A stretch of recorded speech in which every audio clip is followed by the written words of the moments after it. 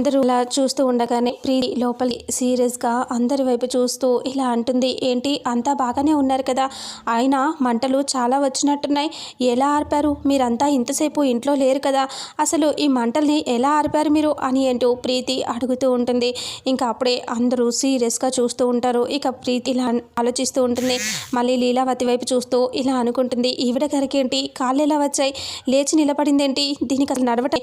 వెంటనే సీరియస్గా ఎవరు మాట్లాడట్లేదు అని అనుకుంటూ, అమ్మో చాలా పెద్ద ప్రమాదం తప్పింది, అసలు ఆ మంటలు ఎలా జరిగాయి, షార్ట్ సర్క్యూట్ ఏమైనా వచ్చిందా అని అంటూ చెప్పగానే ఒక్కసారిగా అందరూ సీరియస్గా చూస్తూ ఉంటారు. ఆనంద దగ్గరికి వెళ్ళి లాగి ఒక్కటి చంప మీద కొడుతుంది. కొట్టేసరికి అలా వెళ్ళి కింద సోఫా మీద పడుతుంది. పడేసరికి కళ్ళకున్న కళ్ళజోడు కింద పడిపోతాయి. అప్పుడు మళ్ళీ ప్రీతిని పైకి లేపి ఇలా మళ్ళీ కొట్టబోతుంది ఆనంద. అప్పుడే ఫేస్ చూసి ప్రీతి పని మనిషి కాదు కదా ప్రీతి అని ఒక్కసారిగా గుర్తుపట్టి అందరూ షాక్ అయిపోతారు. మళ్ళీ ఆనంద అలాగే చూస్తూ ఉంటుంది. ప్రీతి అని వదిన అని దర్శన్ అందరూ అలా చూస్తూ ఉంటారు. ఇంకా వెంటనే ఆనంద షాక్ ఉంది, ఏంటి ప్రీతి నువ్వు మా ఇంట్లోకి వచ్చి ఇలాంటి పని చేస్తున్నావా అని అంటూ ఉండగానే అందరూ కూడా అలా చూస్తూ ఉంటారు. వదిన నీకు మా అమ్మని చంపాల్సిన అవసరం ఏంటి అని దర్శన్ అంటాడు. ఎవర్రా ఇది వదిన అంటావేంటి, దీన్ని వదిన కాదు అని అంటూ వాళ్ళ పెదనాన్న అంటాడు.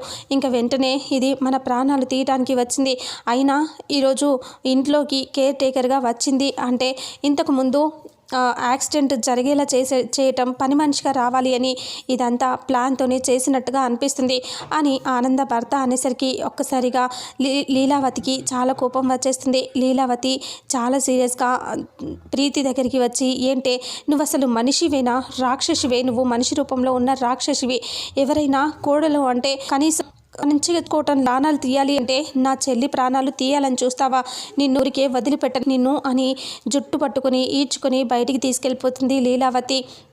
బయటికి లాక్కెళ్ళి ప్రీతిని నేల మీద తోసేస్తుంది. ప్రీతి వెళ్ళి కింద పడుతుంది. సీరియస్గా ప్రీతి చూస్తూ ఉంటుంది. ఒసే రాక్షసి, నువ్వు ఇంకొకసారి ఇక్కడికి రాకూడదు, నిన్ను నా కోడలిగా నువ్వు రాకపోయినా ఎప్పటికో ఒకసారి మారిపోతావా, మారిపోయి మా ఇంటికి వస్తావు అనుకున్నాను, కానీ ఇలాంటి పని చేస్తావని అస్సలు అనుకోలేదే, నిన్ను మా ప్రాణాలు తీయటానికి వచ్చిన నిన్ను ఎప్పటికీ ఇంట్లోకి రానివ్వం, పో అని ఇలా నెట్టేస్తుంది. ఇక అప్పుడే తను వెళ్ళి అక్కడ పడిపోయి మళ్ళీ లేచి కూర్చుంటుంది. ఇంకొకసారి ఇలాంటి పిచ్చి పిచ్చి వేషాలు వేశావంటే నా నిజస్వరూపం చూపిస్తానే నీకు అని సీరియస్గా తిట్టి మొహం మీదే డోర్ వేసుకొని లోపలికి వెళ్ళిపోతుంది లీలావతి. ప్రీతి సీరియస్గా చూసి ఇంటి వైపు చూసి మట్టి తీసుకొని ఇంటి మీద కొట్టి వెళ్ళిపోతుంది. ఆ తర్వాత లోపల శరణ్య వాళ్ళందరూ ఉంటారు కదా, ఇంకా దర్శన్ ఏమో పైకి వెళ్ళిపోతాడు.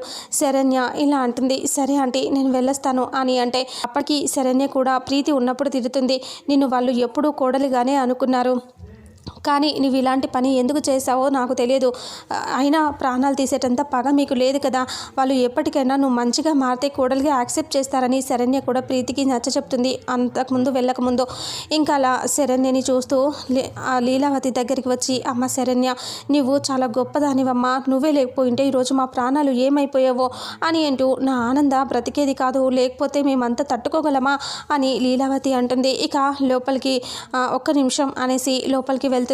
ఇంకా దర్శన్ ఏమో పైన గదిలో వాళ్ళ ఫ్రెండ్ ఫోన్ చేశాడని మాట్లాడుతూ ఉంటాడు.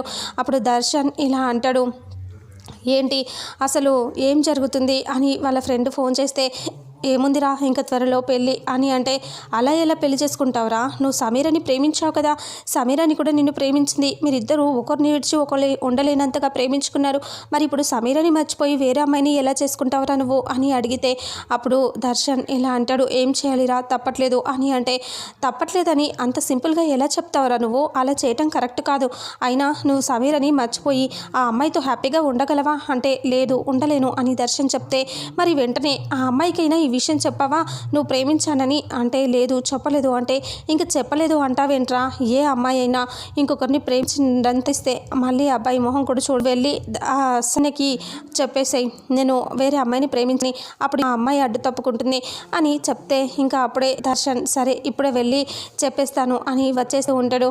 అప్పుడే లీలావతి వెళ్ళి తీసుకొచ్చేసి, అమ్మ శరణ్య ఇది నీకోసం తీసుకోమ్మా అని అంటూ వాచ్ గిఫ్ట్గా ఇస్తే, నాకెంత ఇవ్వను అని శరణ్య అంటే, ఈరోజు నువ్వు పోయి ఉంటే మేమేమో అందుకే మా తరఫున నీకు కానుక, అందుకనే కాదు నీకు నా తరఫున చిన్న గిఫ్ట్ అని అంటే అప్పుడు శరణ్య అలా చూస్తుంది. గిఫ్ట్ తీసుకోవద్దు అనుకున్నా సరే బలవంతంగా చేతిలో పెట్టేస్తుంది లీలావతి. అది చూసి నవ్వుతూ ఉంటుంది ఆనంద. థ్యాంక్స్ అత్తయ్య అని అంటూ శరణ్య చెప్తుంది. వాళ్ళు అలా మాట్లాడుతూ ఉండగానే దర్శన్ పైనుంచి వస్తూ శరణ్య అని అందరి ముందే పిలుస్తాడు ప్రేమగా. అప్పుడే అందరూ షాక్ అయిపోయి చూస్తూ ఉంటారు. ఇంకా అప్పుడు శరణ్య కూడా దర్శన్ వైపు ప్రేమగా నవ్వుతూ చూస్తూ ఉంటుంది. ఇంత బాగా పిలిచేసరికి హ్యాపీగా ఫీల్ అవుతుంది తను. ఇక అప్పుడే దర్శన్ దగ్గరికి వచ్చి నువ్వు వెళ్తున్నావా అని అంటే అవును వెళ్తున్నానండి అని చెప్పగానే అయితే నేను డ్రాప్ చేస్తాను అని అంటూ చెప్తాడు. అయితే సరే అని చెప్పి శరణ్య సిగ్గుతో చెప్తుంది. అప్పుడు అమ్మ తనని తీసుకెళ్ళనా నేను అని అంటే నీకు కాబోయే పెళ్ళాం నువ్వు తీసుకెళ్తానని ఎందుకు అడుగుతావు, తీసుకెళ్ళు అని చెప్పి సరే అని చెప్పి పద అని చెప్పి ఇద్దరు కలిసి వెళ్ళిపోతూ ఇద్దరు అలా వెళ్తూ ఉంటే అందరూ చూసి నవ్వుతూ ఉంటారు. వాళ్ళిద్దరి జంటను చూసి మురిసిపోతూ ఉంటారు. ఆనంద అనుకుంటుంది నేను దర్శన్ ఇంకా దాన్ని మర్చిపోయాడో లేదో అని అనుకున్నాను, కానీ వీడు అన్నీ మర్చిపోయి శరణ్యతో హ్యాపీగా ఉంటున్నాడు అని చాలా హ్యాపీగా ఫీల్ అవుతూ ఉంటుంది. ఆ తర్వాత ఇంకా ఆనంద అలా నవ్వుతూ కొడుకు కోడల్ని చూసుకొని మరిసిపోతుంది. వాళ్ళిద్దరూ బైక్ మీద వెళ్తూ ఉంటారు. ఇక వాళ్ళిద్దరూ బండి మీద వెళ్తున్నప్పుడు చాలా హ్యాపీగా ప్రేమగా ఫీల్ అవుతూ ఉంటుంది శరణ్య. దర్శన్ వైపే చూస్తూ ఉంటుంది. అలా స్పీడ్ బ్రేకర్స్ ఉన్నప్పుడు దర్శన్కి ఇలా టచ్ అవుతుంది. ఇలా కింద పడబోయి పట్టుకుంటుంది. ఇక అప్పుడు దర్శన్ శరణ్య ఇద్దరు ఒకరినొకరు చూసుకుంటూ ప్రేమగా చూపిస్తారు వాళ్ళిద్దరిని. అలా అక్కడి నుంచి వాళ్ళు వెళ్ళిపోతూ ఉంటారు బైక్ మీద. ఇక్కడేమో అనన్య కాంచన ఇద్దరు చెరో పక్క కూర్చుని ఆలోచిస్తూ ఉంటారు. ఏం చేయాలి అని ఎంత ప్లాన్ చేసినా ఇలా జరిగిందే అని సీరియస్గా ఆలోచిస్తూ ఉంటారు. చివరికి ఏమైపోతారా అనేసి సన్యాసిలాగా వేషం వేసుకొని ఇంకా రోడ్డు మీద అడుక్కుంటూ ఉంటారు. ఇద్దరు అడుక్కుంటూ ఉంటే ఎవరు కూడా వాళ్ళకి భిక్షం వేరు రూపాయి కూడా ఇవ్వరు. ఒక చోటికి వచ్చినప్పుడు ఒక అతను 1 రూపీ కాయిన్ తీసి చూపిస్తే దానికోసం ఇద్దరు కొట్లాడతారు, ఇంకా గొడవ పడతారు. మాకు కావాలి అని ఆ రూపాయి కోసం అలా బిచ్చ వాళ్ళలాగా భిక్షం ఎత్తుకొని రూపాయి కోసం గొడవ పడుతూ ఉంటారు. అది అలా ఊహించుకొని ఒక్కసారిగా ఇద్దరు గట్టిగా అరుస్తారు. నువ్వెందుకు వచ్చావని అనుకుంటారు.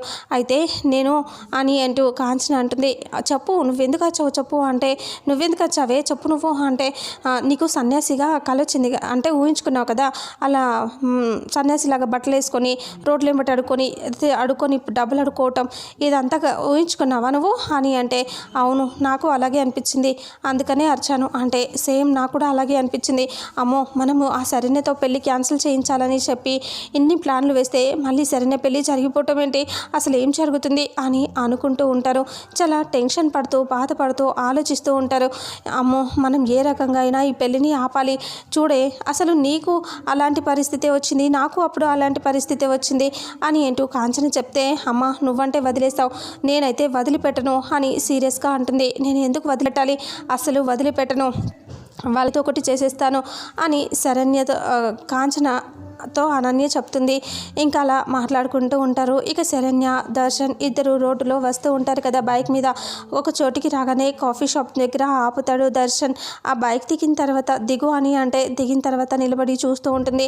అంతకుముందు జరిగింది గుర్తు తెచ్చుకుంటూ ఉంటుంది. ఇంకా అప్పుడే దర్శన్ అలా చూసి ఏంటి ఇంతకుముందు జరిగింది గుర్తు తెచ్చుకుంటున్నావా, అప్పుడు జరిగినట్టు మళ్ళీ జరుగుతుందేమో అనుకుంటున్నావా, అలా ఏమీ జరగదులే అని అంటూ దర్శన్ చెప్తాడు. చెప్పేసరికి సరే అని చెప్పి శరణ్య లోపలికి వెళ్తుంది. వాళ్ళిద్దరూ అలా కాఫీ తాగడానికి వెళ్ళి కూర్చున్నప్పుడు ఇద్దరు ఒకరినొకరు చూసుకుంటూ ఉంటారు.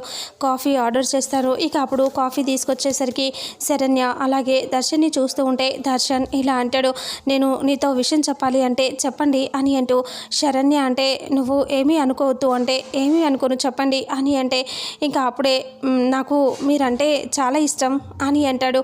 అప్పుడు శరణ్య నవ్వుతూ హ్యాపీగా ఫీల్ అవుతూ ఉంటుంది. నేనంటే ఇష్టమని చెప్పా కదా, మళ్ళీ ఇంకెందుకు నసుకుడు, మళ్ళీ చెప్పొచ్చు కదా అని శరణ్య అనుకుంటూ ఉంటుంది. ఇక రోహిత్ ఫుల్గా తాగేసి అక్కడి నుంచి వస్తూ ఉంటాడు. తూలుతూ పడిపోతూ వస్తూ ఉంటాడు. ఇంకా అప్పుడే నేను ఒకరిని ప్రేమించాను అని అంటాడు దర్శన్. అయితే నన్నే కావచ్చు అని శరణ్య అనుకుంటుంది. ఇక అప్పుడే దర్శన్ నేను ప్రేమించింది సమీరని అని అంటూ ఉండగానే శరణ్య రోహిత్ని చూసి అక్కడి నుంచి లేచి వెళ్ళిపోతుంది.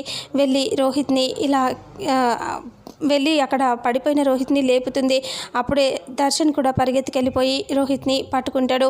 ఆ హడావిడిలో ఇంకా విషయం మర్చిపోయి ఇంకా దర్శన్ శరణ్య రా అని అంటూ మాట్లాడాలి అంటే, అయ్యో ఇప్పుడు ఈయన పరిస్థితి చూడండి, మీరు ఇంటికి తీసుకెళ్ళండి బైక్ మీద అని అంటూ శరణ్య అంటుంది.